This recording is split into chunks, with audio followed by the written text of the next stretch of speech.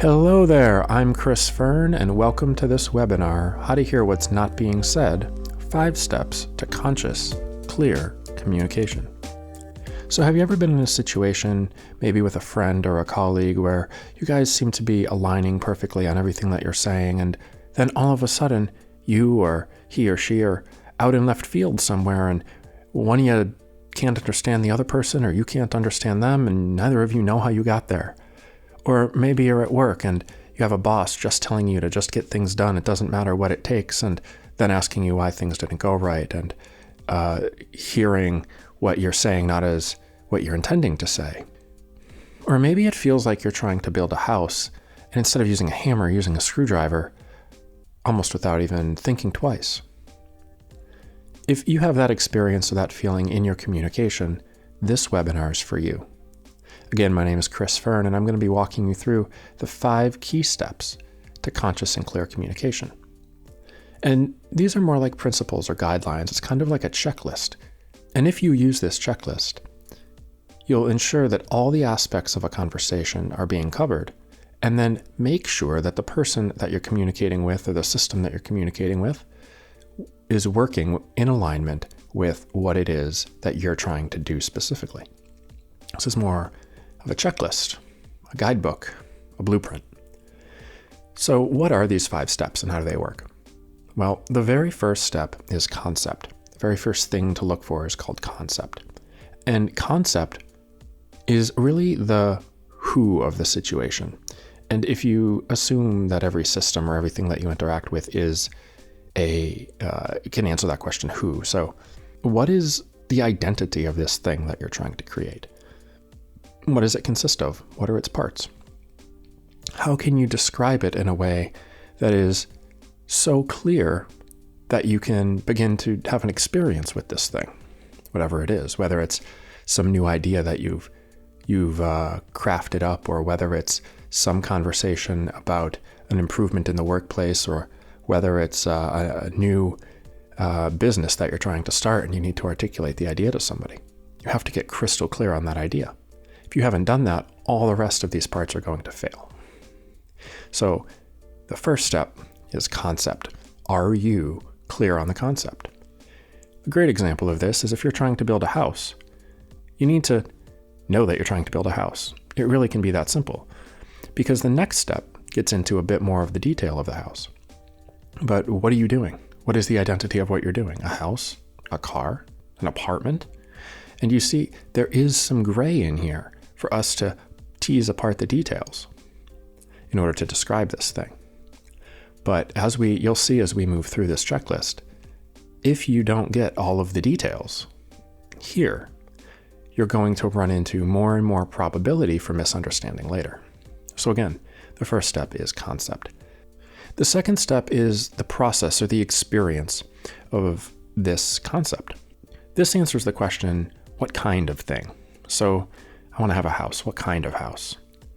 This is where you would hire an interior designer or an interior decorator, or maybe do a 3D rendering of this house as you begin to walk through the different kinds and sorts and the aspects of a house. How does it feel when you walk in the front door? What about the bedrooms? What is that closet like? Here in process or experience is where we're actually having an experience with the thing that we've defined. Sometimes those definitions can be really easy, other times not so much. So we've been using this house example. Let's take another one. What if we're learning how to dance?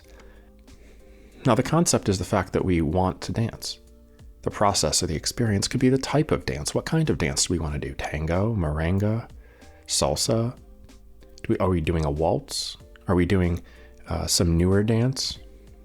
Something less classical? Something you'd see in a club? What kind of dance? What kind of house? What kind of experience are you trying to create?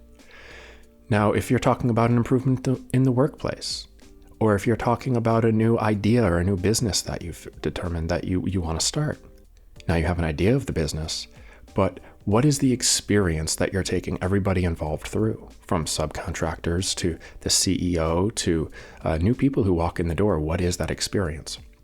If you can't describe at least some aspects of this, there's a lot of room for misinterpretation when you begin to get into later concepts. And those later concepts are usually what somebody points to and says, why or how did this work? We haven't said why or how yet. All we've talked about is the who and the what kind. So that's process, step 2. Step 3 is method. Now the method is the beginning of the expression of that process or experience. The method, if let's say I'm finding a new tool for the business or a new improvement, the method would be the tool that I choose. If I'm going back to my house and I've got now the blueprints and the mock-ups and all of that stuff, and I'm looking for a way to build it, this is when I would be looking for materials. If I'm learning to dance, the method would be the general outline for how to dance. You put this foot here, and then you put your toe here, and then you pivot this way. You might move this body part in this particular way to this beat like this. That's the method. That's the tool that you use and the set of tools that you use to have the experience. And that experience is built on the concept. So you may already be able to see how if there's not a clear concept expressed, there are so many different opportunities for misunderstanding when we get to things like method. A great example of this is when NASA decided to launch a space shuttle or a rocket and the thing blew up in their testing. And they said, why did this happen, or what was the cause? And it was because somebody chose to use millimeter screws rather than inch screws. That was a whole different tool. They were trying to build something with a whole different something. You can't do that. You have to use the right tool for the job and know what those tools are before you get into the 4th step, called technique.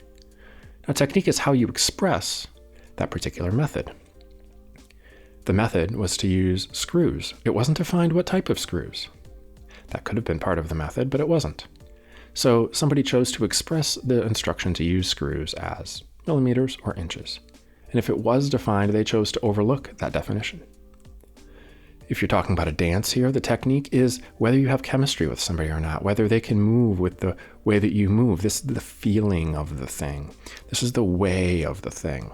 If I'm building a house, am I hammering a nail in with one fell swoop or with multiple? When I'm doing interior design, how does the place flow? How do I take the resources that I have and create the experience as a unique expression of me? That's technique. So now we have concept. We have the experience or the process, we have the method, and we have technique.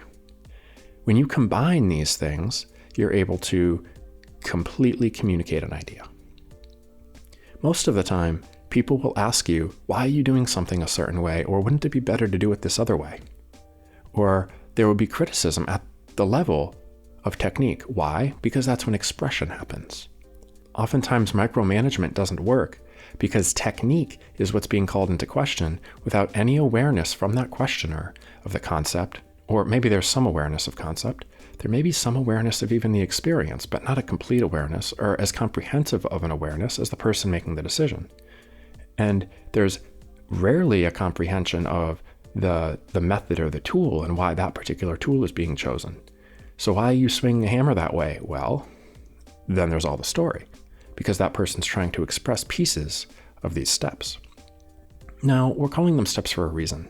If you're in conversation or if you're in dialogue with somebody who's trying to express something, that friend that you had that showed up in left field, or the person who you run across in the coffee shop and you're trying to have an intelligent discussion and suddenly they're not there. You have to back up. And suddenly they're not where you are. You have to back up. Go to the earliest step where you can get agreement. You have to be able to say, all right, are we talking about the way that we're doing something? Are we talking about the how we're doing something, how we're doing a dance, how we're expressing that dance technique? Are we talking about the method or the tool that we're using? Or are we completely out of alignment on concept? And once you find that place, you just have to hone in on the details. And finally, after technique, we're having a connection with that person. Now, connection's a two-way street. We have to make sure that not only have we communicated the idea, but that it's been received. So this connection process is the method of back and forth that probably got you here in the first place, realizing that there wasn't a connection. And that's it.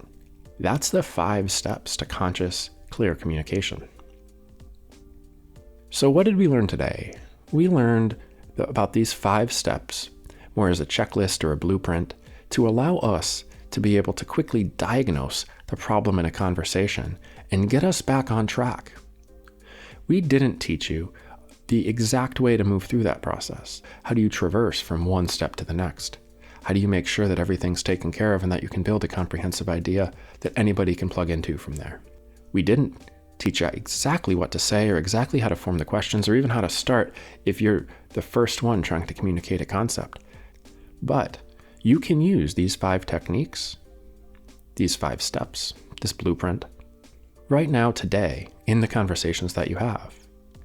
You can begin to see for yourself exactly how getting clear through the concept, then the experience, then the tool or the method, and then finally the technique or expression is more than beneficial.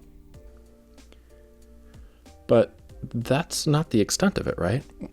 It's not as easy as just going through these steps. It's not as easy as just saying, oh, what's your concept? Sometimes people can't articulate that. Sometimes you don't know how to articulate a concept, or you don't know how to articulate an experience that you want people to have. Sometimes it's just not clear. So what do you do? Well, we're not going to cover that in this webinar, nor are we going to cover how to articulate or identify techniques based on preferences, but we are creating a platform where you're going to be able to learn all of these tactics, all of these things that will allow you to clearly move between these steps. So if you're interested in being a part of that platform, if you're interested in learning how to really take advantage of these 5 steps and use them in a very, very clear way, just enter your email below this video and you'll be registered to get updates when we release that platform. So thanks for joining us today. Don't forget, if you want to learn the intricacies of how to work this system effortlessly, just give us your email down below. Thanks and have a good day.